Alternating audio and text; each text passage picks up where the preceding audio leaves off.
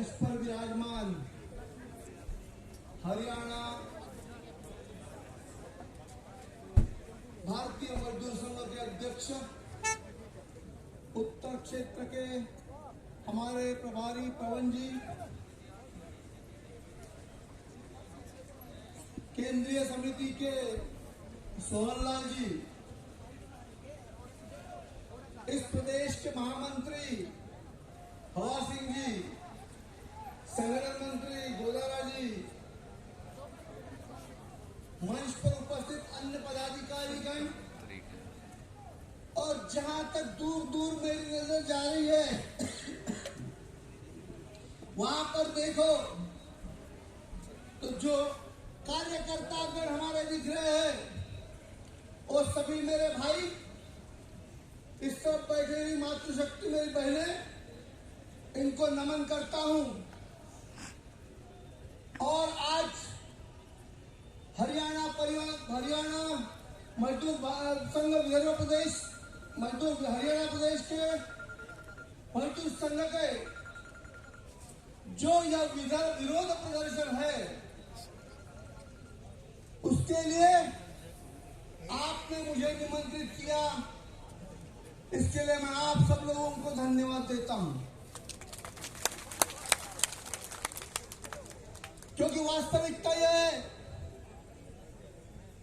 कि जब से मैंने महामंत्री का दायित्व संभाला,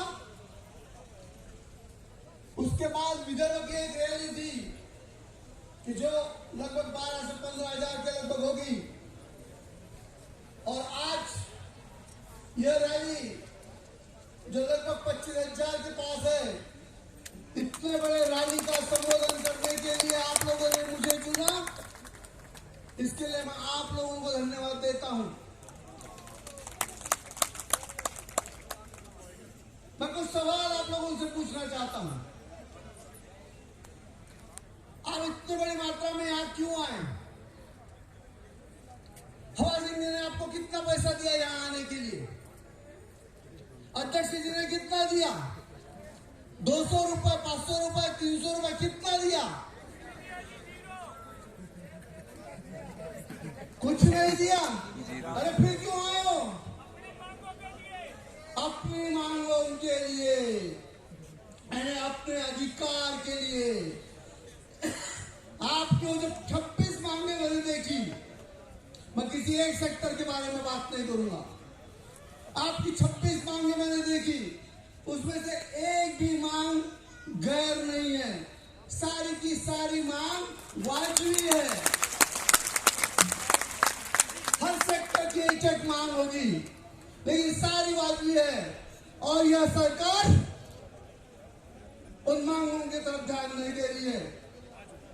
और जब उन मांगों की तरफ ध्यान नहीं दे रही है, तो उस सरकार को जगाने का काम भी हमारा है। भारतीय मजदूर संघ सदा ये काम करता है। यह सपूत जो भारतीय मजदूर संघ के है, वो सपूत अच्छाई के साथ खड़े होते हैं और बुराई का विरोध करते हैं। तेरा वैभव अमर रहे मां, मैं 4 दिन रहूं ना रहूं। इस साथ के साथ, इस बात के साथ हम काम करते हैं कि हे मां, हे धरती मां, हे भारत मां, तेरा वैभव रहने के लिए, अमर रहने के लिए, चाहे मेरा बलिदान क्यों न हो जाए, मैं तैयार हूं। और इसी उद्देश्य से हम यहां पर आए हुए हैं कि हमारा चाहे इस मोर्चा में कुछ भी हो जाए, आज ये निकम्मी सरकार हम पर लाठीचार्ज कर ले, गोलीबारी कर ले, जो कुछ करना है तो कर ले, लेकिन हम हमारे अधिकारों को लेके रहेंगे, लेके रहेंगे।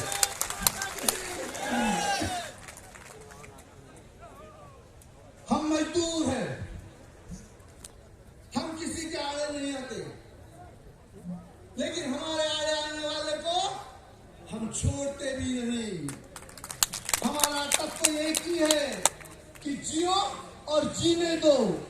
आप अपने अधिकारियों को समझाओ कि जो गलत आंकड़े और गलत रिपोर्ट आपके समक्ष रख रहे हैं, जैसा कि अभी मेरे पवन जी ने अपने सामने रखा कि आंकड़े गलत है, अधिकारी गलत है, उनको देखो, उनको समझाओ और सही मायने में अपने आप को लगाई हुई जो पट्टी है वो पट्टी निकालो और मजदूरों की समस्याओं की तरफ ध्यान दो। एक राजा था, उसके अधिकारियों ने पूरी तरह से अंधकार कर दिया था उसके राज में।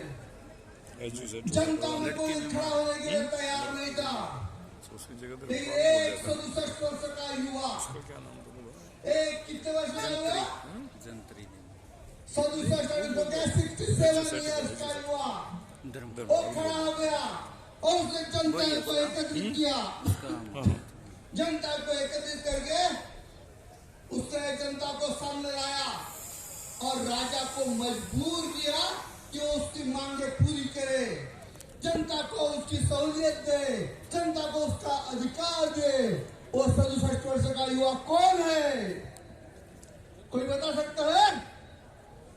कौन है वो 67 ईयर्स का युवा कि जो रात में राज्य के लिए तैयार हो गया, बलिदान होने के लिए, शहीद होने के लिए, अपने कामगारों के लिए, अपनी जनता के अधिकारों के लिए लड़ने के लिए तैयार होगा? कौन है वो? वो है भारतीय मजदूर संघ कि जिसने 67 वर्ष पूरे किए। आज हम 67 वर्ष के युवा है और 67 वर्ष का युवा होने के नाते हम हमारे सारे कामगारों के अधिकारों के लिए लड़ रहे हैं और एकत्रित होकर जितनी भी सरकारें हमारे कामगारों के ऊपर अन्याय कर रही है उसके खिलाफ हम अपना आंदोलन खड़ा कर रहे हैं। क्योंकि हमारा मायना यही है कि कोई सरकार हमारी नहीं है, किसी भी सरकार के नुमाइंदे हम नहीं है। जहां जहां कामगारों के ऊपर अन्याय होगा, अत्याचार होगा, उनका अधिकार उनको नहीं मिलेगा, वहां भारतीय मजदूर संघ खड़ा होकर उनको न्याय दिलाने का पूरा प्रयास ही नहीं करेगा, बल्कि न्याय दिला के रहेगा। अरे कौन बनाता हिंदुस्तान? भारत का मजदूर किसान। कौन बनाता हिंदुस्तान? भारत का मजदूर किसान। और जब भारत का मजदूर किसान इस भारत देश को बनाता है तो ये चोर लुटेरे कौन है कि हमारा अधिकार हमसे छीने? आज ये सवाल हम तुमके सामने पूछने जा रहे हैं और निश्चित रूप से मैं बताता हूं कि उनको इसका उत्तर देना पड़ेगा। और उसका उत्तर देकर कुछ ही क्षणों में, कुछ ही दिनों में हम उसके लिए निश्चित अपना अधिकार लेके रहेंगे, अन्यथा यह सरकार की ईंट से ईंट बजा देंगे। आज गुजरात का उदाहरण मैं आपके सामने रखता हूं। 5 साल तुम्हारे, 6वां साल हमारा। 5 साल तुम्हारे, कर लो कितना अन्याय अत्याचार करना है, 6वां साल हमारा है। आज 25,000 लोग यहाँ बैठे हुए और ऐसे ही कम से कम 75,000 लोग हमारे आज आए नहीं होंगे 1 लाख की संख्या में। हमारा परिवार यदि देखते हैं तो 5 लाख का हो जाता है और हमारे मित्र परिवार और हमारा आप तो यदि हम रहते हैं तो 25 लाख। एक प्रदेश की सरकार गिराने के लिए ये चुनौती काफी है जो हमने गुजरात में दी और उसके गुजरात में देने के बाद तुरंत हमको बुलाया गया और उसके बाद हमारी सारी की सारी मांगे गुजरात सरकार ने पूर्ण की।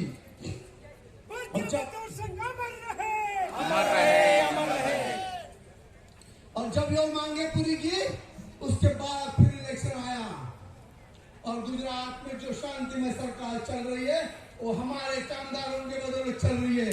हम हैं इसलिए सरकारें, हम हैं इसलिए सरकारें चल रही है, हम हैं इसलिए इन लोगों के आसन है, हम लोग इसलिए इनको कुर्सियां है। जिस दिन हम मजबूर हो जाएंगे और हम अपने औकात पे आएंगे उस दिन की कुर्सी टिकेगी नहीं।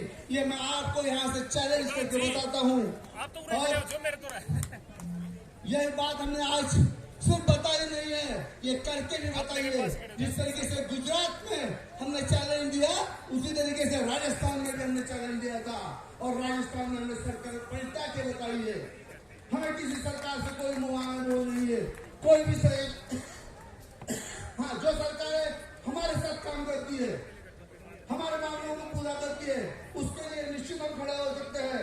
लेकिन जो सरकारें हमारे विरोध में खड़ी होती है हमारे कामगारों की न्याय संगत मांगों को तरफ ध्यान नहीं देती, उनको वेतन नहीं देती। आधे वेतन पे काम करने के लिए संविदा कर्मचारियों को मजबूर करती है। हमारे लोगों को पेंशन पूरी तरह से नहीं देती, और पेंशन लागू नहीं करती। हमारे आंगनबाड़ी की बहनों को पूरी तरह से रोजगारी नहीं मिलती। और इस साल के अन्याय करने वाले यहाँ काफी ऐसे संगठन है कि जिनका नाम इसमें आया हुआ है लिस्ट में, उनके मांगों के लिए और ऐसी संगठनों के लिए लड़ने का काम भारतीय मजदूर संघ और सिर्फ भारतीय मजदूर संघ है। आपको मैं बताना चाहता हूं, 17 नवंबर को पीएसयू की रैली हुई, सेंट्रल पीएसयू की तालकटोरा स्टेडियम में इंटक का अधिवेशन हुआ। उस अधिवेशन में भारतीय मजदूर संघ के ऊपर कुछ उनके नेताओं ने, कि जिनका नाम मैं लेना नहीं चाहता, उन्होंने कटाक्ष खींचे कि हम लोग किसी एक पार्टी के नुमाइंदे हैं। जब मेरी भाषण की बारी आई तब मैंने उनको सवाल पूछा था कि सेंट्रल पीएसयू के लिए 27 नवंबर को मोर्चा किसने किया, प्रदेश वाइज मोर्चा किसने किया, किसने निकाली रैलियां प्रदेश के अनुसार, कौन कर रहा है मजदूरों के लिए काम। यहाँ पर आपने आने वाले 1500 सिर्फ लोगों के सामने अपनी पढ़ाई मारते हो, काम करना नहीं आता, मजदूरों के लिए लड़ना नहीं आता। और ऐसी सरकारों के जो रहते ना, जिनको अपनी सरकारें चाहिए और अपनी यूनियन की जागीरी चाहिए, उनके खिलाफ भारतीय मजदूर संघ खड़ा हो रहा है और निश्चित रूप से खड़ा होकर मजदूरों को न्याय देगा। इतनी बात कहते हुए मैं अपने शब्दों को विराम देता हूं। और ये सारी बात इस मंच पर बैठे हुए लोगों के भरोसे नहीं, बल्कि आप लोगों के भरोसे में कहता हूं कि ये आप लोगों का अधिकार है, इसमें आप लोग शामिल हो, आपको आपका न्याय मिलेगा, आपको उसका फायदा मिलेगा और ये सरकार मजबूर होकर हमको सारा के सारा फायदा देगी। धन्यवाद। भारत माता की वंदे मातरम, वंदे मातरम। भारत माता की जय। धन्यवाद। राष्ट्रीय महामंत्री जी अपने संबोधन में सरकार को दिखाया है और आपको पहली बात ही मालूम होगा कि भारतीय मजदूर संघ गैर राजनीतिक संगठन में आज सरकार की लीड से करने के लिए असंभव हो जाएगा। जो उधर का रास्ता है सभी ने जाना है। मातृशक्ति अनुशासन में मातृशक्ति आगे रहेगी।